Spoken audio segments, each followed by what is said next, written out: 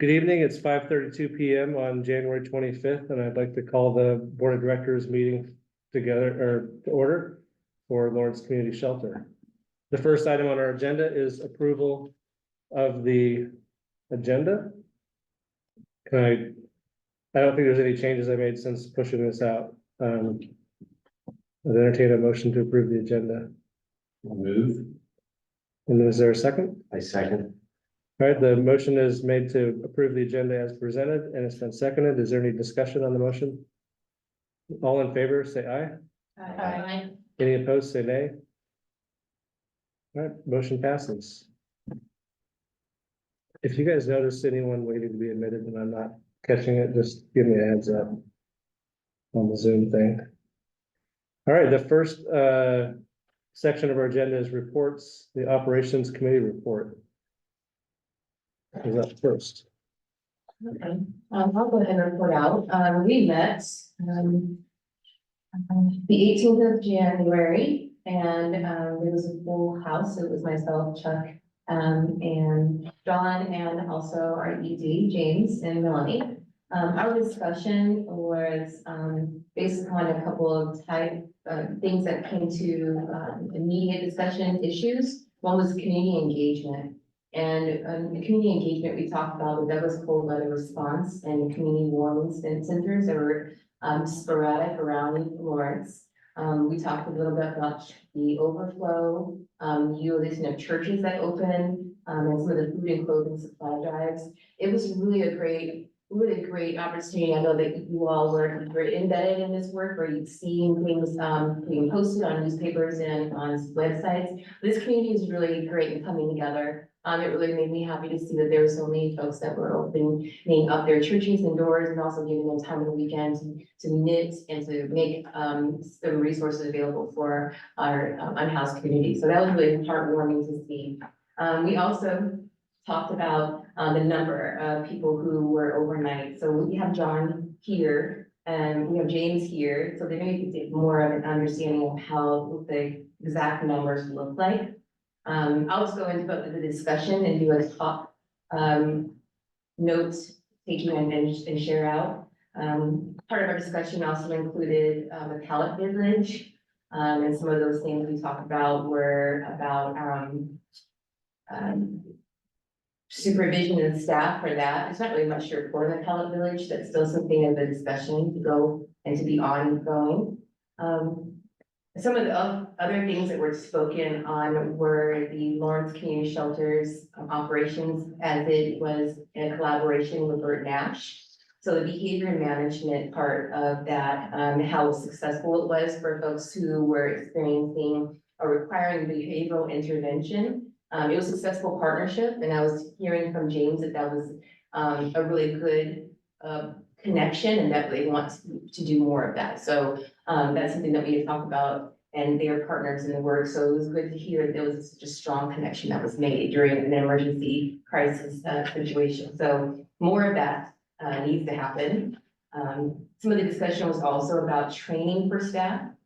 We talked about utilizing the Lawrence Douglas County Public Health mobile van unit. And that seemed to be a really great opportunity for folks to feel like they can get medical assistance to people right there on site. And so more of that discussion could be sussed out with your inclusion too, Charlie, working at the health department. So I think we have, I think our director and our clinic director are meeting with you tomorrow, maybe, James?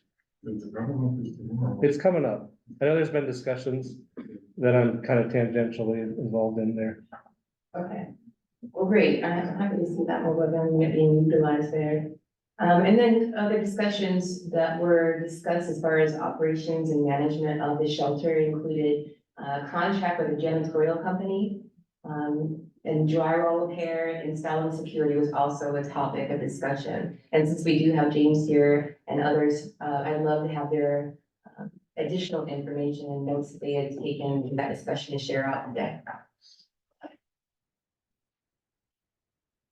I can speak on maybe some of the numbers that we saw at the shelter, starting on, I believe, the 9th, which was Tuesday. The ninth was the Tuesday. Right? Well, the first night you were up. The first night we had extra shelter available. Well, the first night, we had winter shelter, Okay. but that was the day where we started to see an influx of people. Before that, we were averaging about hundred and thirty people. On the nights, we went up to hundred and 34 people from guests overnight, and then the highest we have recorded is 162 on the 13th. And our average for the month of January is 134 guests on a daily basis. One of the things that became cognizant during that 2-week stretch was when people weren't leaving the building because the temperature was way below 32, is that the shelter is barely manageable with that many people in the building at one time. Because because of safety reasons, security reasons, we weren't allowing guests to be back in the warehouse where the majority of the people slept. Because we couldn't secure the whole building because of lack of staff to do that. It was people sitting on top of each other. It was pretty unmanageable at that point. But we worked our way through it. We were able to feed everybody 3 meals a day. It was great. When John opened up the shelter, which was on that Thursday, we started to be able to not turn people away, but we were able to divert people to different places in order to manage some of the behaviors. And I believe starting that Friday, one of those days, I met with Bert Nash. We had a meeting with Bert Nash to talk about, could we receive some assistance for some crisis case managers to come by and meet with folks. And once they started doing that, we started seeing behaviors decrease, or the times where the behaviors would flare would kind of decrease because we had enough people walking around engaging our guests to see how they're doing and talk to them. And they were known to some of the case managers, so that went well. So the rest of the time, we had 24/7 guests in the shelter. Bird Natch did make frequent stops. They were always in the building. Ray Dad continued to come through. They come through 3 times a week and meet with guests and do those things. So that collaboration was wonderful. And I'd like to see when we get up and running for continuous guests and not just a 90-day program for Bird Natch to have offices there. Ray Dad can have an office and things like that because it was wonderful to see that. How are things going with the food? Do we have any trouble feeding people? No, we haven't. One of the things that happened this week, I believe on Tuesday, the temperature rose above the threshold. And we had to exit people because we had to clean our building. We've been able to spot clean bathrooms, but the floors, because of the amount of ice and water and rain and things like that, and the dogs in the building, we weren't able to adequately clean the buildings because usually we would clean the building during the day when there was less guests in the building, but when there was not less guests, we could only clean certain parts. So we didn't have people there for lunchtime. And what happened last night was when people came back to the shelter, we experienced some staff shortages and we weren't able to feed a full meal. We fed people, but it was because we did the entry at 7 o'clock and mealtime was at 6. They didn't get a full service dinner, but they got food to eat. And I think because of what they had gotten the previous 2 weeks, they were expecting something different, and we didn't have meal service like that at that. But when we get full staff back, we're experiencing some COVID outbreak with some of our staff, and so we're just having to shift shifts around just to have enough people there to do intakes. I've been working with some of my staff to get a menu, to make sure we plan the menu based on the food we have, that we can feed 3 full meals a day. And if guests are gonna be there, we're having full meal. If not, we'll prepare lunch so they can take with them in the morning when they leave. But right as we were trying to work that out, he got COVID that day and had to leave before he could do that. So the next shift, his job was to prepare the menu, prep the meals for the other staff to do, and he couldn't do that day. So yesterday it didn't work out right. So that was our food. But when everybody was there, we didn't have a problem with food. Good. So it was adequate. How are the restroom facilities for. Not enough restrooms. That, Not enough restrooms. see that, that's first thing I think is when I think about having people in the building. It's not enough restrooms.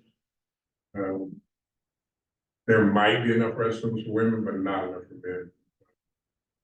In the, not enough showers for men, for real. In the warehouse, we have 2 restrooms, but there are no showers. So showers are all, we're trying to do showers as much as we can, but we have to have a time where we shut down during the nighttime to have some sense of, calm. And then we start them up as soon as possible in the morning, but there's not enough shower. As a committee, do you guys feel like you're, like, are you comfortable with continuing your committee for a while, or?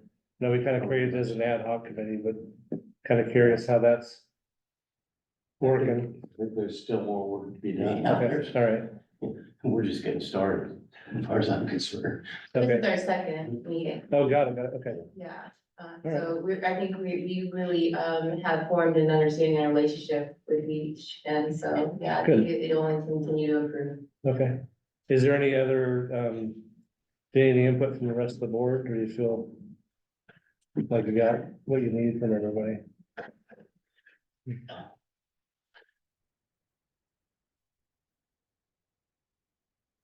All right, well, think about it. Think about it. I mean, I think, if you're gonna, if you, oh, I just know when we, it was, things were a lot different when you guys formed your committee, just over a month ago, and I just wanted to offer a chance to check in on that. I know there felt like there were some really pressing concerns then, and things are a little different now, so I think just, bring it back to us if you feel like you need anything at all from the full board. And I will say the one thing is, safety. I know all the staff has raised it, various people have talked about it. Whether there needs to be some kind of security. That kind of thing, and so I think just as long as that's an agenda item.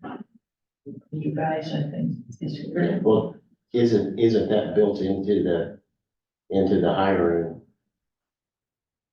Yeah, part of it is, Per se, I mean, yeah, the, budget that I looked at, there are, provisions for staff to act as safety monitors. One of the things that is concerning to me at this point is that we're not able to secure our building the way we need to because of entry through the front door and smoking in and out. And that's one of the things we're working with the city to get new spike locks for the door, and we're gonna assign cards to guests once we start to register all the guests instead of just a night by night. I think that's a more humane way to do it, give people a predetermined amount of time in the shelter to work on whatever they want to work on while they're there. Then a longer term, when there's goals identified for housing options. But right now, it's not secure because of the size of the building and the amount of traffic that we experienced this 2 weeks. These last 2 weeks kind of identified everything that was not the way it should be. So I saw everything that was not right with the way things. and you've spoken before amongst issue of security about the fact that we don't have adequate camera coverage. We just got a bid for cameras and that's in the process now. Yeah. Yeah. That's in the works. Yeah, there's plenty of work on. Okay, I think we'll probably need to get some kind of reoccurring meeting on schedule for us. We have yet to do that. These Okay. meetings are getting kind of sporadic and make sure we're at least addressing some issues as they happen, but we understand we need to have a consistent meeting scheduled. We'll work on that. all right, We've got the village to get going here in the not too distant future. Yeah, there's. yeah. All right, Be busy. It'll be good. anything else on your report? Okay, next report is financial. I know, Rebecca, we haven't talked much and I've been doing most of probably the work on this piece, but mostly I'm just corresponding with our accountant to make sure that we're getting our financial statements And today, James and I were meeting, to discuss some of the, budget items around the payroll and, the financial access to our accounting system. I think you have it today, as of today. So he had access, but it wasn't exactly the right access, so that has been resolved. And so I think, we've scheduled the audit, presentation for February 24th or 22nd. So our next board meeting, we'll have the auditing firm will be here to give us a presentation of our 2022 annual audit. And at that point, I believe we should have the last month of 23, the financial report for that. I would hope would be done. So you should see in the financial statements folder, January through December of 2023. Those are not audited yet, of course, but at least we'll have that information available. And is there anything you wanted to add in? I don't think so. James and Melanie and I were planning to meet, and then it was like the start of this cold The spell, spell, so I think we'll get in. Kind of get Yeah. our meeting hopefully before the next. I feel like with the February meeting, we're gonna be able to ask questions, I hope, and hopefully get a firmer sense of where are we financially and where have we been financially, I guess, maybe be the better way to frame it, so. Then next report, executive director report, so welcome, James, to your first board meeting. Thank you. Just want to give you a chance to talk to us about anything that's on your mind. Well, some of the things I wanted to talk about was the things I'm saying with safety and security. One of the things we started doing this week was starting to clean and repair, do wall repairs in the continuous stay area. That's where individuals that were in the continuous stay program live and stay, which was a higher level of shelter that was provided to them. They were not the night by night. And so they lived there and back there in that area, needed a deep clean. We got to the point where we have a drywall guy there today, fixing drywall. We started cleaning everything out. We attempted to clean the carpet, but it was carpet squares. They were just beyond cleaning, so we started pulling them up. And we're at a point now where that has to be one of the things that needs to be addressed immediately is the cleanliness of the shelter. In order to go forward with the programs that we're talking about. So that's a big concern of mine. The staff are all on board. One of the things I've evaluated in these last 3 weeks is that I have great, wonderful staff. They're energetic and they're wanting to do a good job for the people they serve, and I'm listening to them. I'm getting their input on what they want to do, and that's what we're starting to do. That's what we're starting. You were there, everything you saw the staff. They're really energetic about making some of these changes that they think are important. Along with that is gonna be, well, my next step to do is to finalize some job descriptions so we can start hiring for pallet.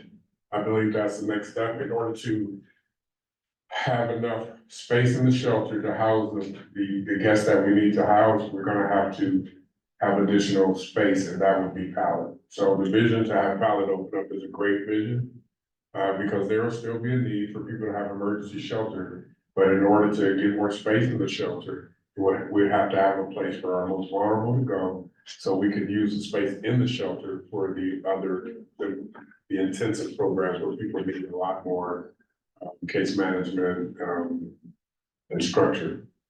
So that's what we'll do. So the next step, I'm gonna be finalizing some job descriptions and posting those so we can start to interview and hire for pallet.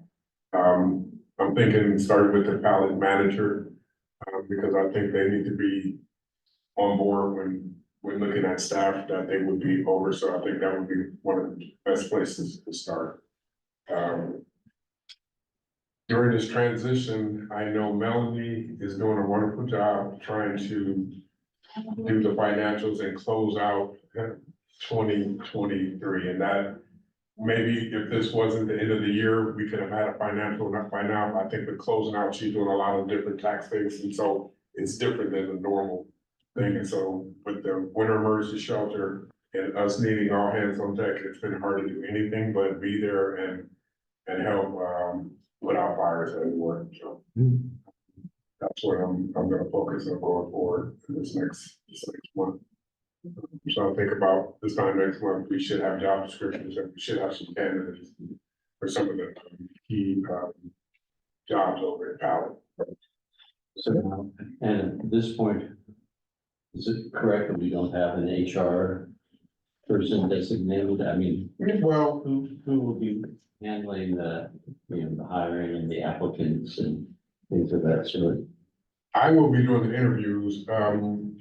Melanie's going to function as HR and payroll until we decide we think we need somebody else. Melanie knows the staff, she knows the system that's set up. And so we're gonna do that, but right now it's hard to do that right now with all the other things that have to go around. But that's our plan. And Melanie and I are meeting tomorrow to kind of go over how we're gonna push that up.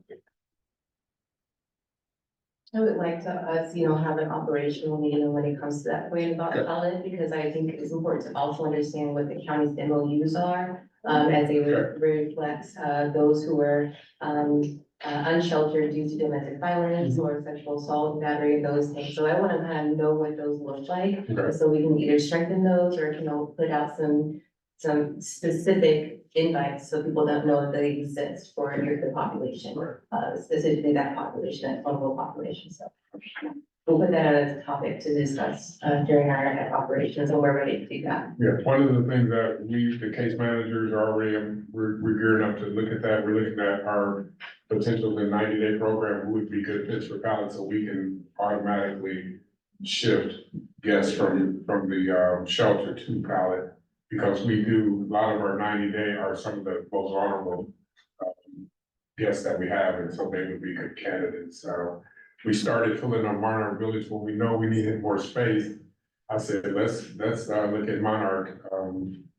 The city got us new mattresses for Monarch, and so we're starting to fill Monarch up, so we had more space in the shelter during the winter emergency. Like I said, during that time, we saw everything that we needed to do, and we needed to maximize our space by filling up the spaces that were empty. So we started doing that with Monarch. There's been some maintenance issues with some of the units. The city has been wonderful. Identify some ways to stay on top of that.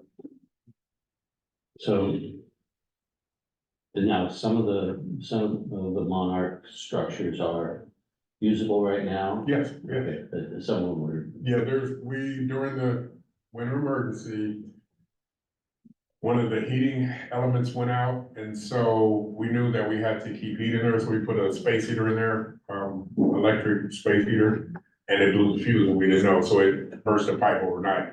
And one of the things we found out is when you shut off the water to one, it shuts off 2 units. So now we have 2 units down. But the plumber was there yesterday. I think he was there today, repairing it. But we have to dehumidify. We had to wait for it to thaw out first. It was full of ice. It was really cold, so I know everybody knows. There was no way we could have predicted that, and it happened overnight. I mean, they found out the heat was out. We put a heater in there, and then overnight, it blew the fuse, and the pipes burst that night, so. Any other, anything else to report? No, I think that's enough. One of the things starting next month, I will have a more detailed report of different, I want to give demographics of who we're serving, the makeup of the guests that we have. I'll be able to do that, and I'll give you an update of the average bed nights and things like that. I want to also, I've been talking to our case managers so we can start talking about and highlighting successes. And so we'll talk about the guests that we've successfully been able to house and things like that. we'll try to make some highlights during my report, because I think that's why we do the work. So I think we should report on it. From the board, are there any things that you might want to see in James's reports? Yeah, I liked that demographics, and as deep as you can and much you can collect, right, as self-identified individuals or force. And so, yeah, just, understanding what marginalization looks like, non-gendered individuals as well, and so just kind of really have a good understanding of what we're serving. All right, anything else? I guess I know that the city had been, looking at the backside of the building for an additional pallet site. Is there anything to report on that at this Yes, point? there is. I did a pre-application and I have a planning meeting with the city. I think it's scheduled for the 2nd. Meet with them to go over the application to expand pallets and back. So will that require like a special use? That's what the meeting is for, to get a special use to do that. Okay. Now, in the course of doing that, are we thinking about, security closing? Yeah, we are. Okay. I think there will be a fence around that pallet, part back there. One of the things I identified, when it wasn't icy and I was new and I just started walking around was that we don't know what goes on back there because most of the traffic is during the front. And we have to figure out a way to change that, and I'm working on some ways to, have more activity, normal activity in the back, so it's not a zone where there's nobody back there. Right now, there's nobody back there a lot of the time, so what happens in Monarch is if there's guests back there, if you've been out to the shelter, you see there's a lot of parking back there. We have somebody that has a camper set up back there, and so we're gonna start doing a better job at that. So when we have pallet, we will have to have more activity, but we have an unused area back there that's covered, that has benches. That's gonna be the new smoking area. And I think we're gonna have guest access come through the back. Okay. So, so they can have their own in and out, especially if they have the swipe cards, they'll have their own access to coming out, but their area will be back there to smoke and do those things. That should create a different sense of security because we know they're gonna be coming in. But when everybody comes to the front door and there's that amount of traffic, the door, it stays open just about. It goes open and close, and there's no need to really buzz people in some of the times because the door never closed. We're working.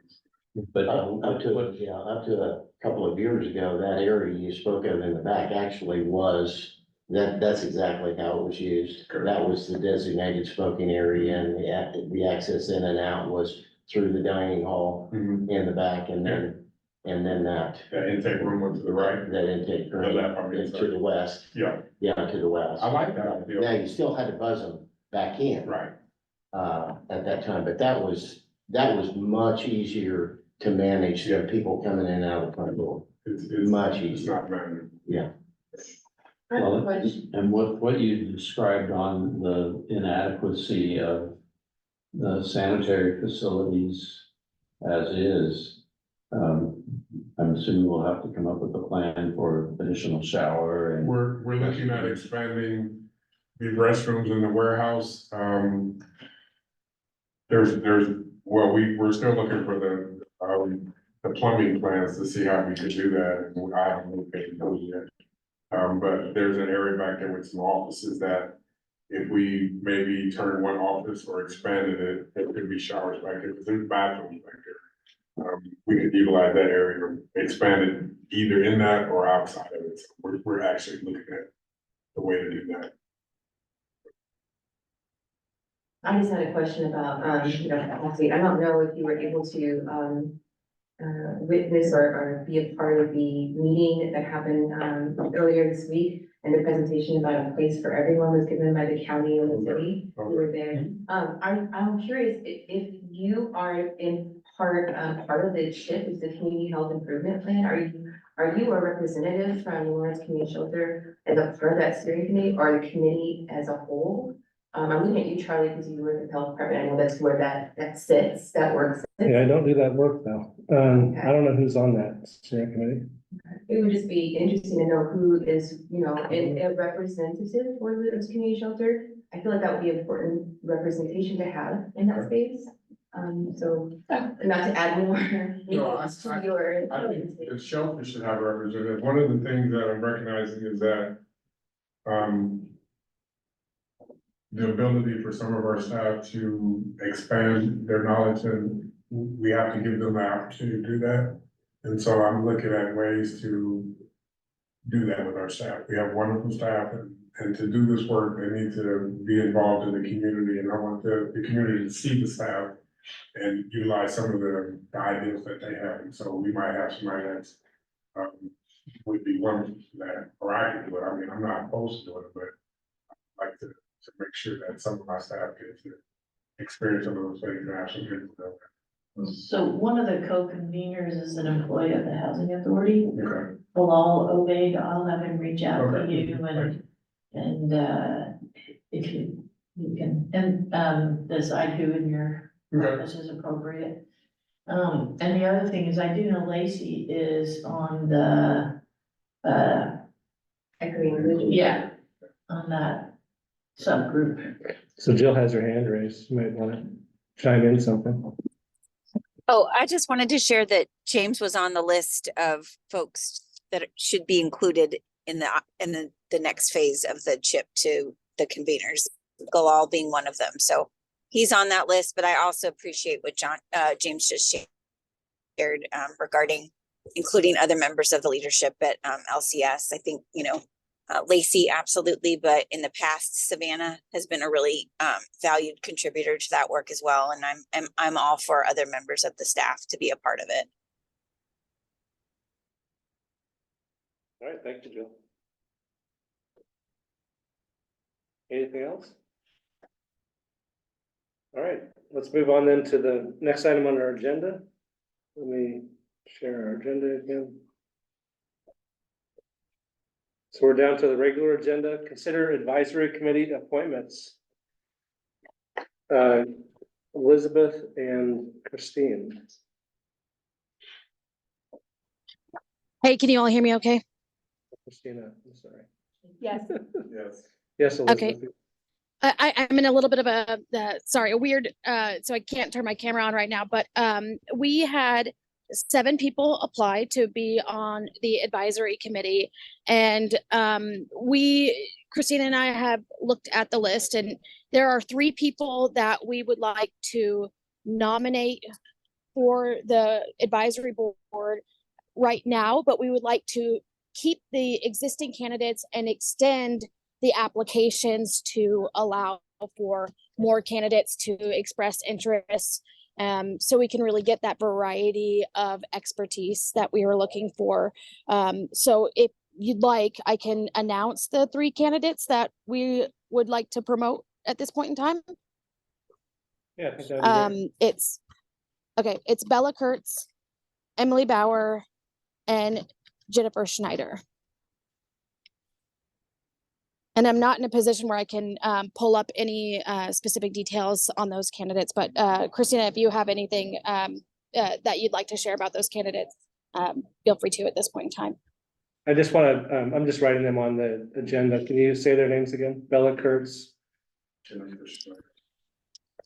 and Emily. Bauer, B-A-U-R, Oh, B-A-U-R, sorry. and Jennifer Schneider. What was Bella's last name? Kurtz, K-U-R, I'm sorry, K-U-R-T-Z. Is how it is TZ? written, yeah. Thank you. And I don't have any additional comments to make. These 3 candidates stood out as strong. We had a pool of really strong candidates anyway. This what was, strikingly to me for my choice, and I won't go too much in detail, but we have some people who have experienced houselessness, so we have lived experience in those 3 candidates. They also had a really great understanding about equity and equality. And so that's really important to know. And they also had inserted a question about, the response to the question of what does implementation of restorative practice mean to you? And that was based upon some of those answers was what made me feel that those were strong candidates. Having that understanding of those practices, I think would be important to have an advisory group, knowledge. So, it's still live, like, Elizabeth said, and those are the top 3 that rose. And there hasn't been anyone else who has submitted an application since the 21st. But I feel like there's still an opportunity for other people to chime in. Okay. So the link that's on the website now, that's still live? I feel like. Yeah. Okay, It is live and I have adjusted it to remove the deadline date. And I'll be working with local media to make sure that there is awareness that we are extending the date and that we will do continuous ongoing recommendations for that board. So there will be information going out about that. And have also been working, Mackenzie sent us an email saying that she'd like to help promote that as well. So. we also have Austin here in the room. He might be interested in I'll put it in the article. promoting I'll link to it even. it. Is there anything else you wanted to present? Is that good? I'm good, Okay. yeah. Yeah, not at this point, but just encouraging folks to continue to spread the word about getting really robust candidates for that advisory board. So. Well, I appreciate you guys, your work that you've done on this, and it looks like we're making progress. We got 3 that you're presenting to us tonight, and it's gonna stay open, so that means, you know, if people didn't know about this, they can still apply, and I assume maybe you'll have some more to bring back to us in February. At that point, I guess I'd like to entertain a motion to accept these 3 candidates for our advisory committee. So moved. Second. Okay, motion's been made and seconded to accept Bella Kurtz, Emily Bauer, and Jennifer Snyder as the inaugural members of our advisory committee. Is there any other discussion about the motion? All right, all in favor, say aye. Aye. Any opposed, say nay. All right, motion passes. Elizabeth, I assume, or Christina, you'll send out messages to them to let them know, welcome them to the committee and take it from there. I know in the. Will do. Thank you. I know in the bylaws it stipulates that your role, James, would be to facilitate them, convene them and all that, so maybe you guys can connect so James has their information. I'll copy him on that and start the conversation. So. Okay, great. Okay, the next item on our agenda is executive sessions. We have 2 tonight. Each session is has its own justification. That's why there's 2. They need to be done as separate sessions. I've drafted motions if anyone would like to How take long, a stab at how it. long do we want this one to be? Jake, since you're here, how long do you want to have for this conversation? My portion, I could probably get in 15, 20 minutes, but depends on how many questions and how much Okay. people want to talk. Maybe 45 minutes?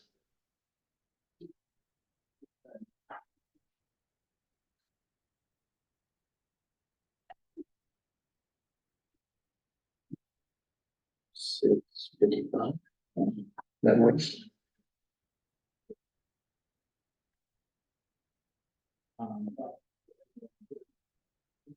So we're gonna open back up at 6:55? That works for me. Okay. Just need someone to. All right, I'll do it. Okay, thank you, I thought Rebecca. maybe you're, all right, I move that we go into executive session for consultation with our attorney on a matter protected by the attorney-client privilege pursuant to KSA 754319B2.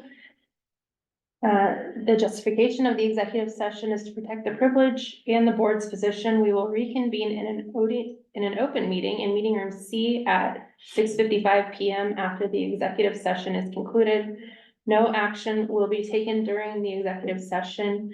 Persons included shall be James Chisholm and Jake Miller. Is there a second? A second. All right, motion's been made and seconded to go into executive session to protect current attorney-client privilege. Is there any discussion on the motion? All right, all in favor, say aye. Aye. Any opposed, say nay. Motion passes. we will go into executive session. I'm gonna create a breakout room for you, Elizabeth. Do you anticipate taking any action on anything following either executive session or? Possibly on the next executive session, there might be action, Okay, so, so I should get on the Zoom. There you go. yeah, that would be great. Okay, cool. Thank you. All right.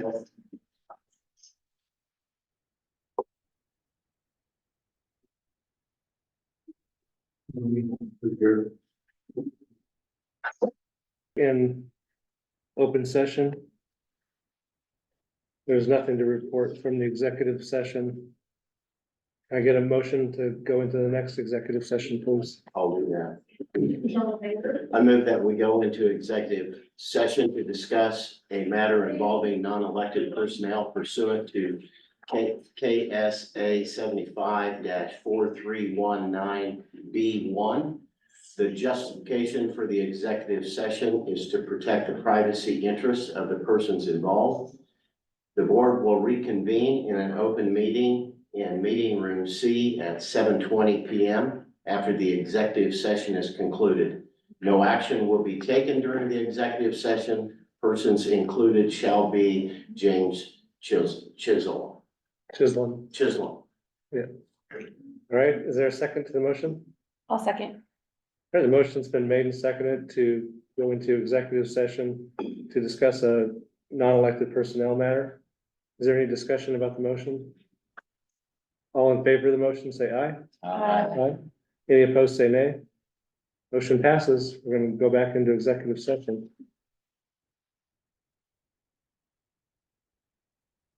And I'm gonna put us in a breakout room again. Okay, we are back into open session. And we do have an item to consider. Okay, I'll make the motion. I move that the board vote to authorize James Chisholm to execute an employee retention incentive for Melanie Valdez of up to $500 or $5,000. Okay, is there a second? I second. All right, the motion's been made and seconded to authorize the executive director to execute employee retention incentive agreement with Melanie Valdez for up to $5,000. Is there any discussion on the motion? Okay, all in favor of the motion, say aye. Aye. Any opposed, say nay. Motion passes. Thank you. Next item on our agenda is just board member items. Is there anything anybody wants to bring up tonight? Now, you had forwarded us reference to gathering. Oh, yep. So I just got this, just earlier this afternoon. The city is going to be doing some sort of a, kind of celebration event that the village is ready, and they asked us to, participate. They asked me to share it out with the board, so I put it on your calendars. We will need to, know if a quorum is established, then we'd have to make it a public, meeting, which doesn't mean a lot other than we need to post it on the website that we're gonna be doing this. And that, put notice out that there's a meeting that all of us will be attending. We don't have any, agenda. We're just there to be part of it, but just to keep on the up and up. Letting the public know that it's possible we'll all be there, or some of us. Probably just safer to say. Let people know about Is there a date set? it. It's next Friday, February 2nd at 4 p.m. at 4 p.m. Yeah, I just shared it on the calendar, so just like Do we need to let you 4 know o'clock. if we're coming, or should we just plan on? I think we should just make it public and then we're covered, whether we're there in majority or not. That seems the simplest way to do it. So when I first read that, I thought it meant that the village is open to, but we're not ready for that, clearly. I don't think that's what we're ready for, No, and I know. I did have a similar kind of reaction, so I am a little curious about the city's attempt to kind of highlight this. It might also just be they want to, like, acknowledge what they've done, so, A similar event took place with the Treatment Recovery Center. okay, When it was fully completed, not operational, but fully completed, there was a celebration. people have made the comparison, I've heard that That's comparison too. unfortunate. That we are, Got- Yeah, I think we want to be proactive in communicating this is not ready. We're not ready. Yeah. It's not staffed. And we're not expected to be ready yet. yeah, but it's a good milestone, I think, for the community to know that it's ready to go. Except for us, I guess. That's right. Any other board member items? Okay, I just put on the future agenda items, we do expect to have Greg from Cummins, Kaufman and Schmidt line CPAs. Will present the annual audit to us, the 2022 annual audit.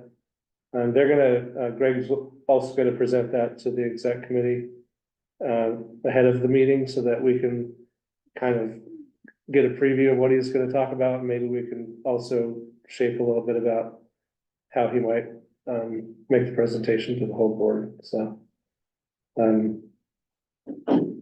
Any thoughts on that? Anything you wanted us to be mindful of, to tell him when we meet him? I think our meeting is February 5th, is when we're gonna have that preview. Okay. Anything else for a future agenda? All right, then. Last item is adjournment. Can I get a motion to adjourn? So moved. And a second? All right, the motion has been made to adjourn. It's been made and seconded to adjourn. Any discussion on the motion? All right, all in favor, say aye. Aye. All opposed, say nay. Motion passes. Meeting is adjourned at 7:26 PM.